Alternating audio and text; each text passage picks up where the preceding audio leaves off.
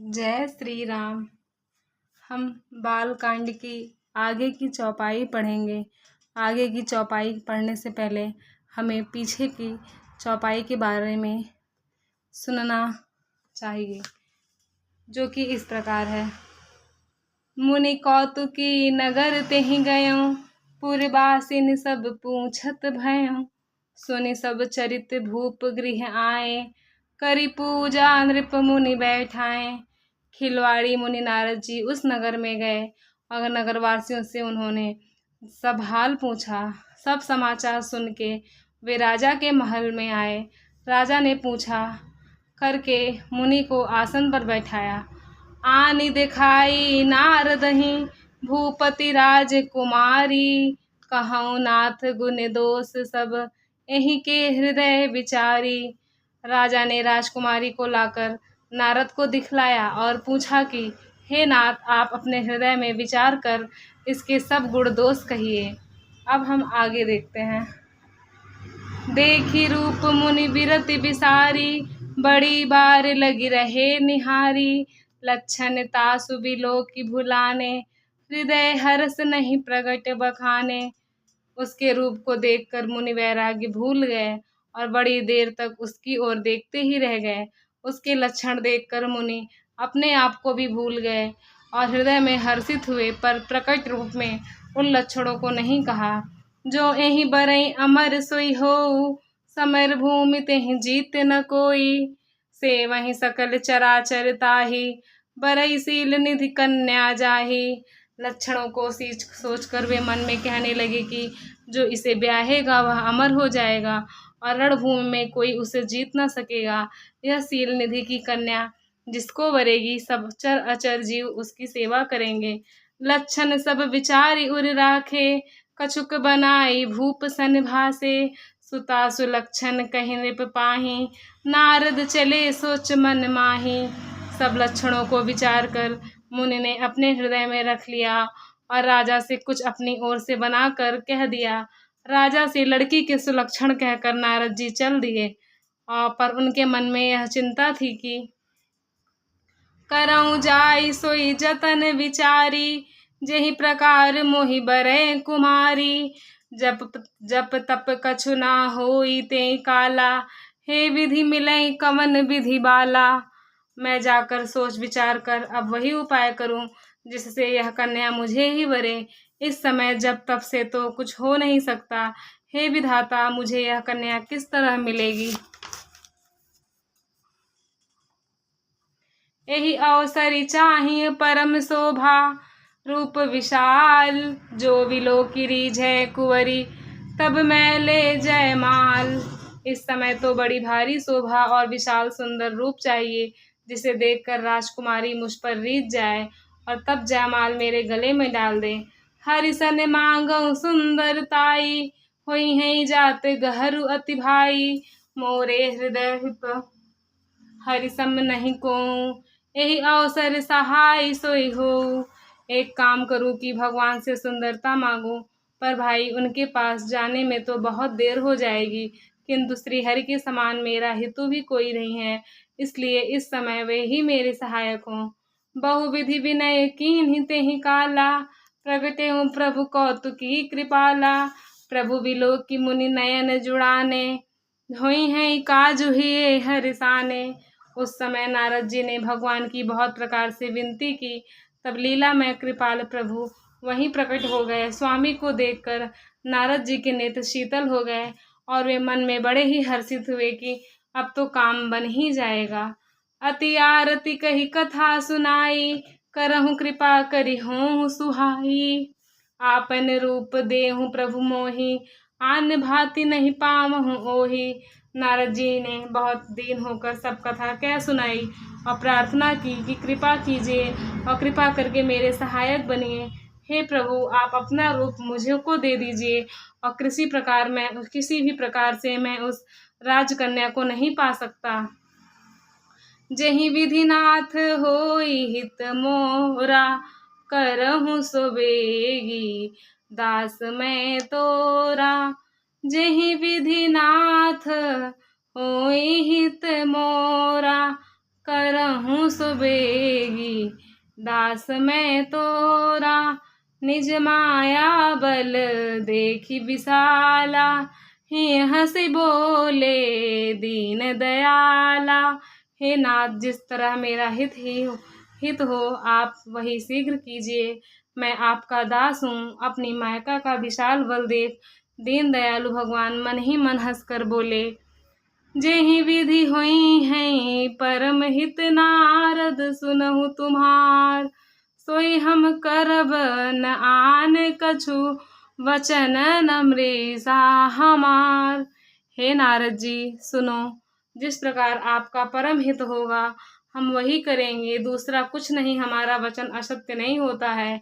कुपथ माग रुज व्याकुल रोगी, वैद न दे सुनहु मुनि जोगी। एहि विधि हित तुम्हार मैं ठहूँ, कही अस अंतरहित प्रभु भयऊँ। हे योगी मुनि सुनिए, रोग से व्याकुल रोगी कुपथ्य मांगे तो वैद्य उसे नहीं देता। इसी प्रकार मैंने भी तुम्हारा हित करने की ठान ली है।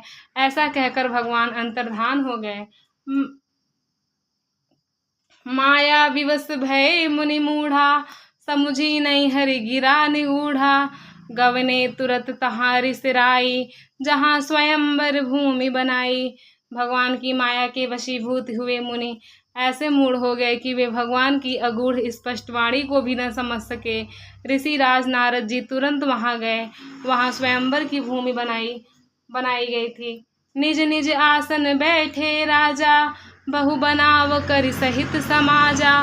मुनि मन हरस रूप अति मोरे, मोहित जी आनहि बरहि न भोरे। राजा लोग खूब सज धज कर समाज सहित अपने अपने आसन पर बैठे थे। मुनि नारद मन ही मन प्रसन्न हो रहे थे कि मेरा रूप बड़ा सुंदर है, मुझे छोड़ कन्या भूल कर भी दूसरे को न वरेगी। मुनि हित कारण कृपा निधाना, दीन कुरूप न जाई बखाना। सो चरित्र लखि काहू न पावा, नारद जानि सबहि सिरुनावा। कृपा निधान भगवान ने मुनि के कल्याण के लिए उन्हें ऐसा कुरूप बना दिया कि जिसका वर्णन नहीं हो सकता। पर यह चरित्र कोई भी न जान सका। सबने उन्हें नारद ही जानकर प्रणाम किया। रहे तहाँ दुई रुद्रगण, ते जानहि सब भेऊ। विप्रवेश देखत फिरहि, परम कौतुकी तेऊ। वहां दो शिव जी के गण भी थे। वे सब भेद जानते थे और ब्राह्मण का वेश बनाकर सारी लीला देखते फिरते थे। वो भी बड़े मौजी थे। जहि समाज बैठे मुनि जाई, हृदय रूप अहमति अधिकाई। जह तहाँ बैठे महेश गण दो, विप्रवेश गति लखहि न कोऊ। नारद जी अपने हृदय में रूप का बड़ा अभिमान लेकर जिस समाज पंक्ति में जाकर बैठे थे, ये शिव जी के दोनों गण भी वहीं बैठ गए। ब्राह्मण के वेश में होने के कारण उनकी इस चालाकी को कोई नहीं जान सका। करहि कूटि नारद ही सुनाई, नीक दीन हरि सुंदरताई। रीझहि राजकुमारी छवि देखी, इनहि बरहि हरि जानि विशेषी। वे नारद जी को सुना सुना कर व्यंग वचन कहते थे। भगवान ने इनको अच्छी सुंदरता दी है और उनकी शोभा देखकर राजकुमारी रिझ ही जाएगी और हरि वानर जानकर इन्हीं को खास तौर से वरेगी। मुनि मोह मन हाथ पराए, हंस ही शंभु गुण अति सचुपाए। यद्यपि सुनहि मुनि अटपटी बानी, समुझि ना परहि बुद्धि ब्रह्मशानी। नारद मुनि को मोह हो रहा था क्योंकि उनका मन दूसरों के हाथ माया के वश में था। शिव जी के गण बहुत प्रसन्न होकर हंस रहे थे। यद्यपि मुनि उनकी अटपटी बातें सुन रहे थे, पर बुद्धि भ्रम में शनि हुई होने के कारण वे बातें उनकी समझ में नहीं आती थी। उनकी बातों को वे अपनी प्रशंसा समझ रहे थे। काहू न लखा सो चरित विशेषा, सो स्वरूप नृप कन्या देखा। मरकट बदन भयंकर देहि, देखत हृदय कोत क्रोध भातेहि। इस विशेष चरित्र को और किसी ने नहीं जाना, केवल राजकन्या ने नारद जी का वह रूप देखा। उसका बंदर का मुंह और भयंकर शरीर देखते ही कन्या के हृदय में क्रोध उत्पन्न हो गया। सखी संग लें कुंवरी तब चली जनुराज मराल। देखत फिरई महीप सब कर सरोज जयमाल। तब राजकुमारी सखियों को साथ लेकर इस तरह चली मानो राजहंसनी चल रही है। वह अपने कमल जैसे हाथों में जयमाला लिए सब राजाओं को देखती हुई घूमने लगी। जहीं दिसी बैठे नारद फूली, सो दिसी तेहि न विलो की भूली। पुनि पुनि मुनि उकसहि अकुलाई, देखी दशा हर गन मुस्काही। जिस ओर नारद जी रूप के गर्भ में फूले बैठे थे उस ओर उसने भूल कर भी नहीं ताका। नारद मुनि बार बार उचकते और छटपटाते हैं। उनकी दशा देखकर शिव जी के गण मुस्कुराते हैं। धरि नृप तनु तह गयउ कृपाला, कुंवरी हरसि मेलउ जयमाला। दुलहिन ले गए लक्ष्य निवासा, नृप समाज सब भयउ निराशा। कृपालु भगवान भी राजा का शरीर धारण कर वहां जा पहुंचे। राजकुमारी ने हर्षित होकर उनके गले में जयमाला डाल दी। लक्ष्मी निवास भगवान की दुल्हन को ले गए। सारी राजमंडली निराश हो गई। मुनियति विलोकी मोहिमत नाठी, मन गिर गई छूटी जनु गाठी। तब हरगन बोले मुस्काई, निज मुख मुकुर विलोक हो जाई। मोह के कारण मुनि की बुद्धि नष्ट हो गई। इससे वे राजकुमारी को गई देख बहुत ही विकल हो गए, मानो गांठ से छूटकर मणि गिर गई हो। तब शिव जी के गणों ने मुस्कुरा कर कहा, जाकर दर्पण में अपना मुंह तो देखिए। अस कहीं दो भागे भय भारी, बदन दीख मुनि बारी निहारी। वेश विलोकी क्रोध अति बाढ़ा, तिन्हि सराप दीन अति गाढ़ा। ऐसा कहकर वे दोनों बहुत भयभीत होकर भागे। मुनि ने जल में झांक कर अपना मुंह देखा।